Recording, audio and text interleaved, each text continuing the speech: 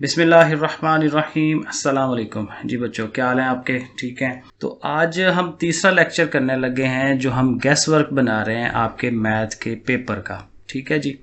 पहले हमने 4 chapter clear कर लिए हैं। इस लेक्चर में इंशाल्लाह आपका चैप्टर 5 और 6 जो है ये क्लियर होगा। स्मार्ट सिलेबस वाले क्वेश्चन होंगे और वो क्वेश्चन होंगे जो अहम हैं, इम्पॉर्टेंट हैं और जो जाहिर है कि आपको नंबर दिला सकते हैं इजीली। चलें जी, तो चैप्टर नंबर 5 से हम स्टार्ट करने लगे हैं। एक्सरसाइज है 5.1 और उसका पहला क्वेश्चन करेंगे। क्वेश्चन करना है तजज़ी से हल करना है, सॉल्यूशन सेट निकालना है लेकिन तजज़ी के तरीके से।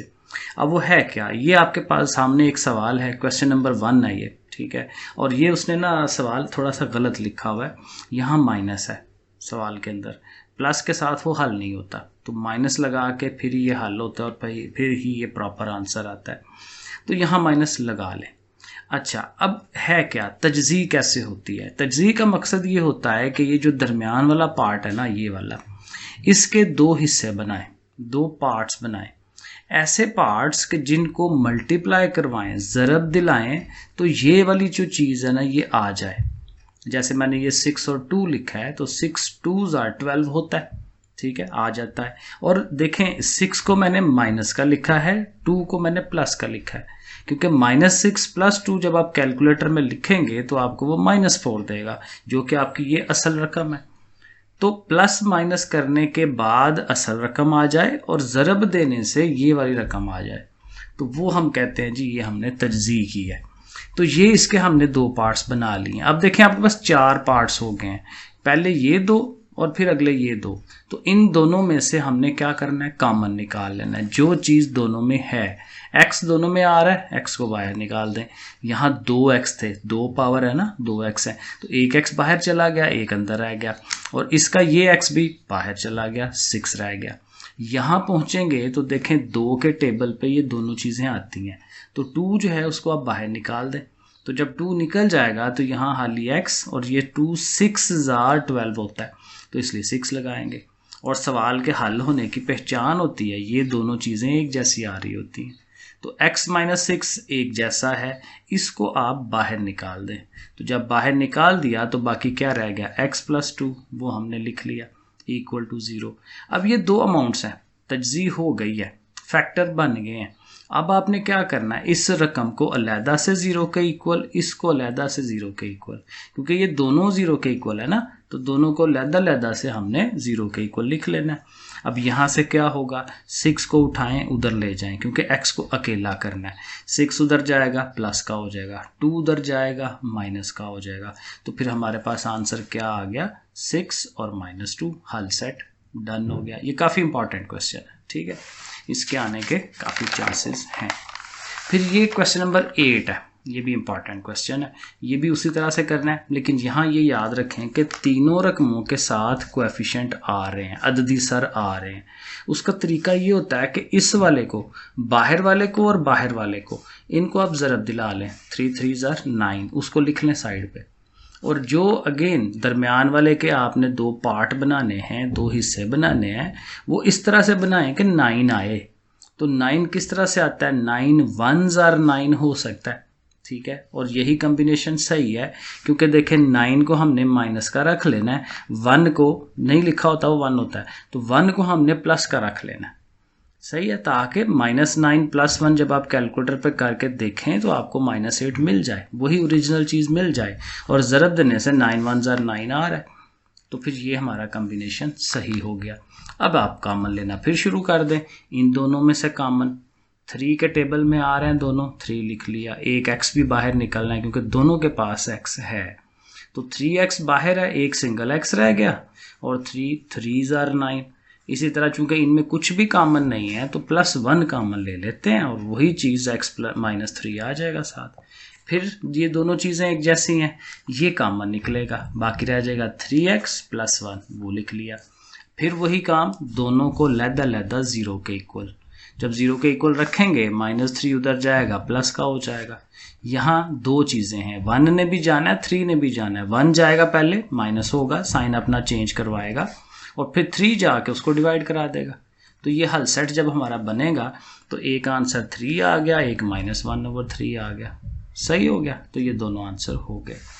फिर इसी एक्सरसाइज का ना एक सवाल है तकमील मुरब्बा से हल करने वाला, ये भी थोड़ा सा ज़रा देख लें, थोड़ा सा पिछले सवाल से ज़रा लेंथी है लेकिन किया जा सकता है, इसको इम्पॉर्टेंट है। तो चले, तकमील मुरब्बा में क्या है कि उसका मुरब्बा कंप्लीट होता है। कैसे? देखें, ये जो पहली अमाउंट है ना, इसके ऊपर आपको स्केयर मिला लगा हुआ नज़र आ रहा है। आप इसको चाहे ब्रैकेट लगा लें या वैसे लिख लें, एक्स का स्केयर है, जैसे फार्मूला होता है ना हमारा ए स्केयर, अब ये माइनस है ना तो मैं आपको लिखता हूँ -2ab + b स्केयर, ये फार्मूला है ना ए स्केयर b स्केयर 2ab वाला।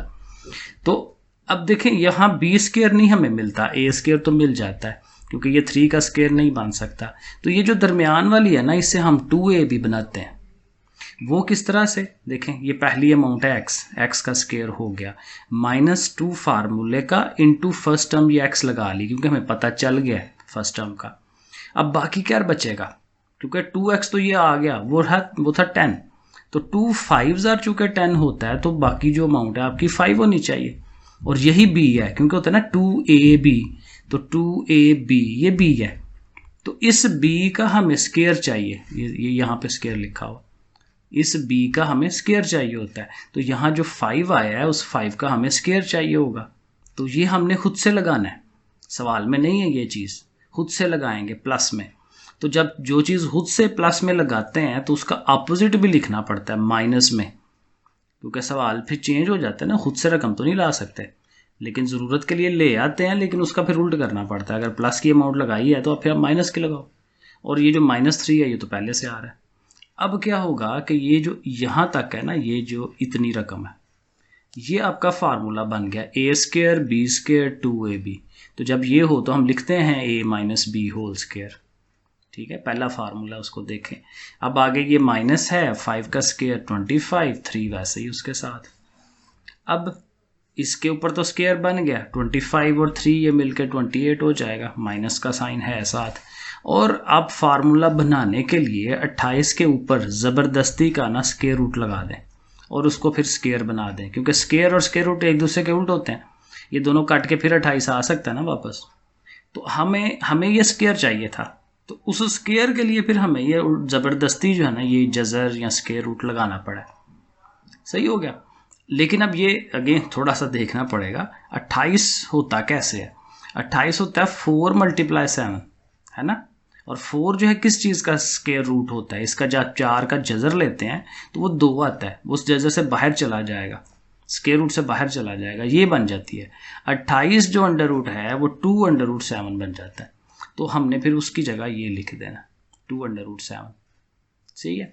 अब इसका आप क्या करें, अब इधर भी स्केयर माइनस इधर भी स्केयर, तो ये फार्मूला बन रहा है ना a स्केयर - b स्केयर, तीसरा फार्मूला। तो इसको क्या करते हैं, एक दफ़ा नेगेटिव में लिखते हैं, एक दफ़ा प्लस में लिखते हैं, a - b a + b, ठीक हो गया। अब दोनों को अलग-अलग 0 के इक्वल, ये सारी अमाउंट अलग से 0, ये सारी अमाउंट अलग से 0, और फिर चूंकि x फाइंड करना है तो x के अलावा जो सारी अमाउंट है उठा के उधर ले जाएं, दोनों नेगेटिव हैं, दोनों पॉजिटिव हो जाएंगे, ये दोनों भी उठ के उधर चले जाएंगे, अलामतें चेंज कर दें उनकी। और फिर देखें ये 5 + दिस 1 है, ये 5 - दिस 1 है, तो फिर हम इकट्ठा लिख सकते हैं ना 5 + दिस 1, तो ये उसका हल सेट लिख देंगे। तो ये देखें, अगर तो आपसे हो जाता है ना ये तकमील मुरब्बा, समझ आ जाती है तो कर लें, वरना छोड़ दें, ठीक है, क्योंकि ज़ाहिर है फिर टाइम ज़ाया करने का फ़ायदा नहीं है। तो आगे चलते हैं फिर 5.2, ये आसान है और काफ़ी इंपॉर्टेंट क्वेश्चन है। 5.2 है 2 दर्जी फार्मूला कुलिया, क्वाड्रेटिक फार्मूला जो है ना वो लगाना होता है। ये देखें आसान है चीज़, ये सवाल दिया हुआ, इसमें देखें ये 15 इस साइड पे है, ये इधर नहीं होना चाहिए, इसको दूसरी तरफ होना चाहिए, इस तरफ, ठीक है, हर चीज़ उधर हो और इधर 0 हो। तो 15 को उठाएंगे, कहेंगे भाई तुम उधर चलो, उधर जाके माइनस का हो जाएगा। अब देखें सब के सारे जो हैं 5 पे डिवाइड होते हैं, तो 5 कॉमन निकाल सकते हैं हम इनका, तो 5 निकाल दें, 5 2s are 10, 5 1s are 5, 5 3s are 15, और ये 5 जो कॉमन निकला है उधर 0 को दे दें, ख़त्म करवा दें 0 के साथ उसे, तो ये अंदर वाली रकम हमारे पास रह गई। इस पे हमें फार्मूला लगाना है। फार्मूला क्या होता है कि ये जो x स्क्वायर के साथ चीज़ है ना, कांस्टेंट, ये हमारा ए होता है। एक्स के साथ जो चीज़ है वो बी है, ये याद रखना है हमने। और ये चूँकि माइनस है और 1 भी है, 1 ना लिखा हो तो 1 होता है, बी जो है -1 है, और सी जो है ये -3 है। तो ए बी सी तीनों अमाउंट्स हैं आपके पास। अब ये है फार्मूला जिसे आपने रट्टा मारना है। x is equal to -b plus minus b square -4ac, पहले से भी शायद पढ़ा हुआ आपने, √ओवर में 2 है। ये फार्मूले को याद करना है। यहाँ अब आपने ये वैल्यूज़ लगा देनी है। तो b की जगह b की वैल्यू लग गई, फिर b है तो फिर b की वैल्यू -4, फिर a आता है ना तो a की जगह 2, फिर आगे c की जगह उसकी वैल्यू, फिर नीचे 2a है तो a की जगह उसकी वैल्यू। जहाँ जहाँ जो चीज़ें हैं वहाँ वहाँ लगा दें। अब इसे हल करना है। बाहर देखें दोनों माइनसेस है ना, प्लस हो जाएगा। अंदर भी 1 का स्क्वायर 1 होता है, माइनस ख़त्म हो जाना है, स्क्वायर जब लें ख़त्म हो जाता है माइनस। और माइनस माइनस प्लस हो के 4 2 ज़ार 8, 8 3 ज़ार 24, ये 24 हो गया, नीचे 2 2 ज़ार 4, और 24 और 1 क्या होता है 25। अब 25 का अंडर रूट लें 5 आता है। अब जब सिंगल अमाउंट आ गई है ना, अब बीच में है प्लस माइनस, तो एक दफ़ा प्लस में लिख लें, एक दफ़ा माइनस में लिख लें। तो प्लस जब करेंगे तो 6 हो जाना है, 6/4, और जी माइनस करेंगे 4/4, कट के ये -1 हो गया, और ये 2 पे काटेंगे 2 3 ज़ार 6, 2 2 ज़ार 4, तो 3/2 और -1, ये आपका हल सेट बन जाता है। ओके, अब चलते हैं 5.3 पे। इसमें भी आई थिंक एक सवाल है, 2 सवाल वैसे उसने टोटल दिए हैं मैं, लेकिन एक सवाल है, ये इंपॉर्टेंट है, ये आपको कर लेना चाहिए। ओके, 5.3 में ये कहता है, 2 क्वेश्चन है, 2 ऐसे मुसलसल मस्बत जुफ्त, अब 2-3 चीज़ें हैं, एक तो वो मुसलसल है साथ साथ जुड़े हुए हैं, और मस्बत भी हैं, प्लस में है, कोई माइनस में नहीं लेना, और जुफ्त हैं। एक अगर 2 है तो अगला 4 है, अगला 6 है, इस तरह से जुफ्त हैं, इवन नंबर्स। तो जिनके मरब्बों का मजमुआ जब उनके स्क्वायर्स लेते हैं तो 164 आ जाता है। तो देखें कैसे करेंगे, बहुत आसान सवाल है ये। फ़र्ज़ किया एक अदद है x, तो दूसरा अदद क्या होगा x + 2, क्योंकि इवन है ना, जुफ्त जो होता है वो एक छोड़ के अगला होता है। मसलन एक 6 है तो अगला कौन सा होना है, 8 होना है, क्योंकि एक छोड़ के आगे जाता है ना, तो इसलिए हम इस तरह से सपोज करते हैं। अब सवाल हमें क्या कह रहा है कि इन दोनों अददों का स्क्वायर लें, तो इसका भी स्क्वायर, इसका भी स्क्वायर, और प्लस भी करें मजमुआ, और वो कितना होना चाहिए 164, ये सवाल में उसने कहा हुआ है। अब इसे हल कर लेते हैं।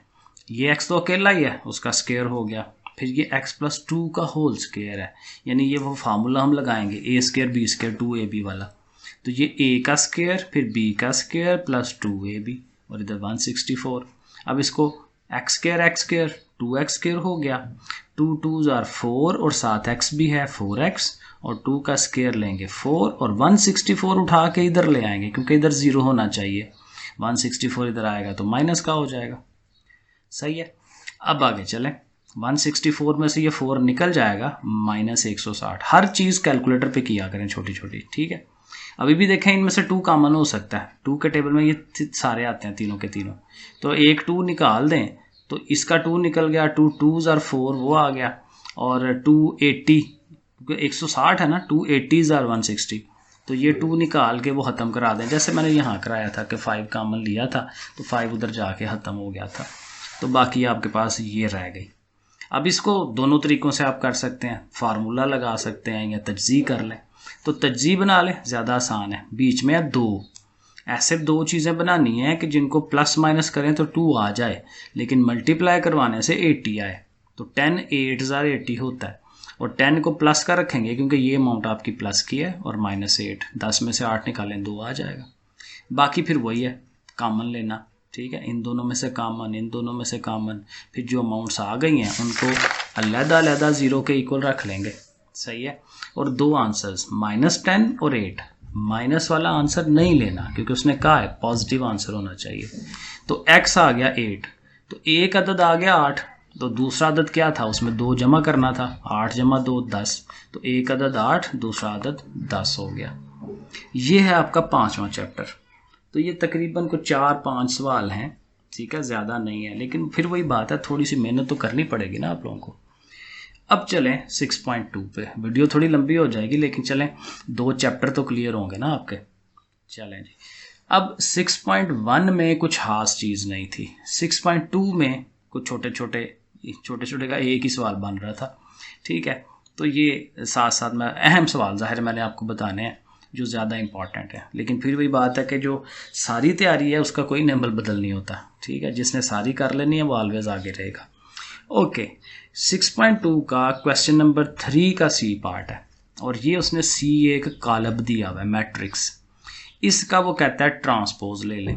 तो ट्रांसपोज आपको पता होगा तो पहले ही कि टी लेते हैं, इधर भी टी लिख दें इधर भी टी लिख दें।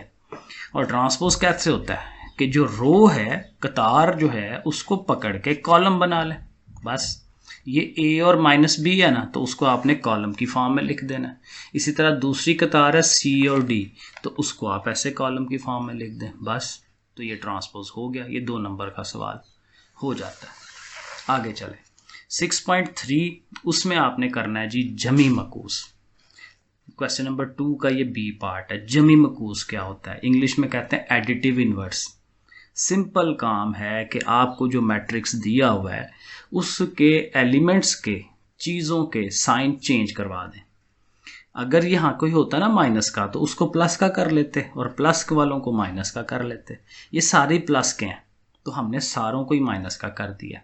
सही है, और बी के साथ भी माइनस बी लिख दिया। बस जमी मकूस हो गया, एडिटिव इन्वर्स हो गया। क्वेश्चन नंबर 3 है इसका, ये भी काफ़ी अहम सवाल है। इसमें उसने ए और बी ये 2 मैट्रिसेस दिए हमें कॉलम, और ये चीज़ साबित करनी है left hand side equal to right hand side.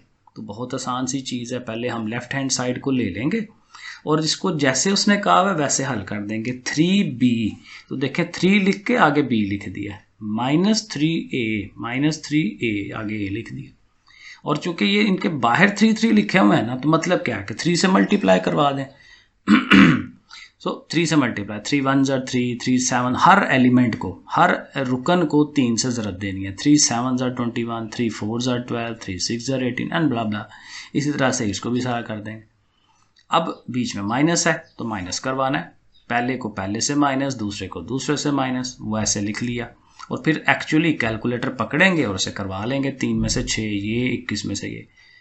ठीक है, एंड दैट्स इट, ये हो जाती है लेफ्ट हैंड साइड। और इसी तरह से right hand side, right hand side भी बिल्कुल आसान है, बच्चों वाली है। 3 इंटू बी माइनस ए, तो पहले हमें 3 लिख के इंटू ये बी माइनस ये ए, और पहले माइनस करवाना है हमने, ज़रब नहीं पहले दिलानी। तो पहले देखें हम अंदर अंदर ही उनको पहले 1 - 2 7 - 3 ऐसे करके वो लिख लिया। 3 बाहर आ रहा है, माइनस होके ये आ गया। अब 3 जाके सब को मल्टीप्लाई करेगा तो वही चीज़ बन जाएगी जो पीछे थी। तो left hand side is equal to right hand side. हो क्या? आगे 8वां सवाल। 8वां सवाल ज़्यादा अहम है, और ज़्यादा अहम है क्योंकि इसमें अननोन चीज़ें मालूम करनी होती हैं। WXYZ ये हमें मालूम करके देना है। और उसने ये शक्ल बनाई हुई है कि इसमें प्लस करें ये बनता है ये। अब वो कैसे होगा? सिंपल काम है, इधर प्लस करने के लिए कह रहा है ना, तो हमें प्लस कर देना चाहिए। W + 3 ऐसे लिख लिया, X + 0 लिख लिया, Y + -1, माइनस आए तो फिर प्लस नहीं लिखते, Y - 1 डायरेक्ट लिख देंगे, एंड सो ऑन। इधर ये ऐसे ही आ रहा है। अब चूंकि ये इधर भी एक कालब है इधर भी एक है, तो फिर इनको हम बराबर रख सकते हैं कि W + 3 जो पहला एलिमेंट है वो किसके इक्वल होना है? 2 के। तो हमने लिख देना 2 के इक्वल। तो अब जब 2 के इक्वल लिखेंगे तो +3 उधर जाके माइनस का हो जाएगा, और 2 में से 3 निकालेंगे तो W का आंसर -1 हो जाएगा। इसी तरह जो दूसरा एलिमेंट था X + 0 वो दूसरे 1 के इक्वल, Y - 1 ने 6 के इक्वल, Z + 5 ने -3 के इक्वल। ठीक है, तो ऐसे आपकी ये 3 इक्वेशनें बनती जाएंगी। X + 0, 0 तो वैसे ही होता है, X = 1, -1 आया उधर जाएगा +1 एंड ब्ला ब्ला। तो ये बिल्कुल सिंपल सी चीज़ है, बराबर रख के X Y Z जो है वो निकल आएगा। सही हो गया। अब चलें 6.4 पे, 20 मिनट्स हो गए। ओके, तो 6.4 में ये एक इकलौता सवाल ये है मैं कि B को I से ज़रब दिलाएं तो वापस B आ जाता है। इजी है अगेन। तो देखें ये मैं लिख रहा हूँ BI = टू, ये B उसने दिया हुआ है और I होता है 1001 आइडेंटिटी, I होता है आइडेंटिटी। ठीक है, तो ये इसी तरह से ही होता है 1001, ये याद रखते हैं, सवाल में नहीं दिया हुआ, ये हमें याद होना चाहिए। इनको ज़रब दिलानी है, तो ज़रब दिलाने का वही तरीका, पहले जो कतार है उसको पहले कॉलम से ज़रब देते हैं। 2 को 1 से ज़रब दी, एक को 0 से ज़रब दे दी, बीच में प्लस का साइन। इसी रो को, कतार को अगले कॉलम के पास लेके जाते हैं। 2 इंटू 0, ये देखें 1 इंटू 1 ये, और बीच में प्लस का साइन। अब इस रो से, इस कतार से जब दोनों कॉलम हो जाते हैं तो फिर अगली कतार को लेके दोनों कॉलम के पास लेके जाना होता है, वो यहाँ आ जाएंगे। -2 ज़रब 1 प्लस 4 ज़रब 0, वो हमने लिख लेना है। फिर -2 ज़रब 0 और प्लस 4 मल्टीप्लाई 1, वो ये लिख देना। अब जब इसे हल करना है, 2 1 ज़र 2, 1 0 ज़र 0, 2 0 ज़र 0, 1 1 ज़र 1, बाकी कैलकुलेटर के साथ हेल्प लेते जाएं। तो देखें ये दोबारा वही आ जाएगा जो बी है, तो वही चीज़ आई है तो हम लिख देंगे भाई ये तो 0 बी के इक्वल है, प्रूव हो जाएगा। सही है। 6.5, इसमें भी अहम सवाल हैं, इंपॉर्टेंट सवाल, वो भी ज़रा देख लें। इसका पहला क्वेश्चन है ये वाला, और इसमें करना है जी मकता फाइंड करना है, डिटर्मिनेंट। इजी है बिल्कुल, अगर नहीं आता तो देख लें। 2 लाइनें लगानी है, ठीक है, वो जो ब्रैकेटें हैं ख़त्म करा के 2 लाइनें लगा दें, और फिर ये दोनों पहले मल्टीप्लाई होते हैं। -2 ज़रब 4 वो लिख लिया, माइनस फार्मूले का आना है, और फिर इन दोनों ने ज़रब खानी है। 5 ज़रब 1 ये कर दिया, 2 4 ज़र 8 हो गया माइनस का, और -5 1 ज़र 5, तो ये -8 और -5 -13, ये मकता हो जाता है डिटर्मिनेंट। सही है। और यहीं पे एक सवाल ये भी आ सकता है 2 नंबर का, ज़रबी माकूस मालूम करें। ठीक है जी, तो ज़रबी माकूस क्या होता है? मल्टीप्लिकेटिव इन्वर्स कहते हैं उसे। ए है दिया हुआ, इसका ये फार्मूला है जो हमें याद होना चाहिए। ए इन्वर्स बराबर होता है 1/a का मकता और एडजॉइंट ऑफ ए, ये 2 चीज़ें हमें चाहिए होती हैं इसमें। तो ए जो जी दिया हुआ है हमें, इसका हमें मकता लेना है, वही 2 लाइनें लगा दी हैं ऐसे। फिर वही 3 और 2 ने, अब ये मैंने डायरेक्ट किया है, 3 2 बार 6 माइनस 5 1 बार 5, 6 में से 5 निकालें 1, ये मकता निकल आया। फिर हमें क्या चाहिए? एडजॉइंट। एडजॉइंट के लिए टोटका क्या है? इन दोनों की जगह चेंज करते हैं, 3 उधर चला जाएगा, 2 इधर आ जाएगा। देखें 3 ऊपर चला गया, 2 इधर आ गया। फिर इन दोनों की अलामतें चेंज करनी है, अगर माइनस होती तो प्लस कर देते, ये दोनों प्लस की है ना, तो दोनों हमने माइनस की कर दी, तो बस ये एडजॉइंट आ गया। अब फार्मूला लगा दें, ए इनवर्स बराबर 1/a डिटर्मिनेंट। ए डिटर्मिनेंट मकता जो है 1 आया हुआ, 1 लिख दें, और साथ ही एडजॉइंट ये जो अभी आपने निकाला ये लिख दें। और चूंकि बाहर 1 है तो 1 का कोई असर नहीं है, कोई तकसीम ज़रब नहीं है, तो बस यही जो अंदर वाली चीज़ है वो उसका इन्वर्स हो जाना है, तो बस हो गया। तो ये 6.5 के भी 2 हो गए, 6.4 के भी 2 हैं, काफ़ी अहम सवाल है। क्वेश्चन नंबर 1, ये उसने 2 मसावातें आपको दी हुई हैं, सही है, और कहता है कि आप उसकी पहले कॉलम की शक्ल में लिख लें। आप कॉलम की शक्ल में कैसे लिखते हैं कि ये जो x के साथ और y के साथ ये जो अददी सर हैं कोएफिशिएंट्स, इनको एक अलग कॉलम बना दें, मैट्रिक्स बना दें। 4 -9 2 एंड k, 4 -9 2 k, और x और y मुतगय्यर या वेरिएबल हैं, उनको आप ऐसे लिख लें कॉलम की शक्ल में x y, और इक्वल टू ये 4 और 7 को ऐसे लिख लें। अब असल काम उसने कहा है कि ये जो आपका अददी सरों का कालब है ना, इसका मकता जो है वो 0 होता है, ये नादर कालब है, यहाँ पे तारीफ भी आ जाती है नादर और गैर नादर की, ठीक है, सिंगुलर नॉन सिंगुलर, ये सिंगुलर है, नादर है, 0 के इक्वल रख लेंगे उसे। अब मकता जब लेना है तो पहले इन दोनों ने ज़रब खानी है ना, 4 × k वो लिख लिया, माइनस फार्मूले का, और फिर इन दोनों को लिख लिया। अब ये तो 4k हो गया, ये माइनस माइनस प्लस का हो गया, 9 2 18, 18 उधर गया माइनस का 18, और 4 ने जाके उससे डिवाइड कराना है, और 2 पे डिवाइड कराएं तो 9/2 आ जाएगा, k की वैल्यू आ जाएगी। ये बहुत इंपॉर्टेंट सवाल है ये वाला। और लास्ट क्वेश्चन एक स्टेप में होने वाला कि उसने मैट्रिक्स फॉर्म दी हुई है और कहता है कि इसको दोबारा से इक्वेशन की फॉर्म में लेके आए, तो उसके लिए क्या होता है? मल्टीप्लाई, ज़रब दिलाते हैं। ये कतार है ना, और इधर से ये कॉलम है, इनको -5x + 2y बराबर हो जाएगा ऊपर वाले 2 के, ये मसावात बन गई। इसी तरह नीचे आए, 2x - 3y बराबर -1, वो ये बन गया, तो दैट्स इट, हो गया ये। चलें जी, आज के लेक्चर में हमने 2 जो हैं चैप्टर क्लियर कर लिए हैं, सही है, मेहनत हो रही है, अभी पसीना मुझे फुल आया हुआ है, ठीक है, दुआओं में याद रखिएगा मुझे। अल्लाह हाफिज़।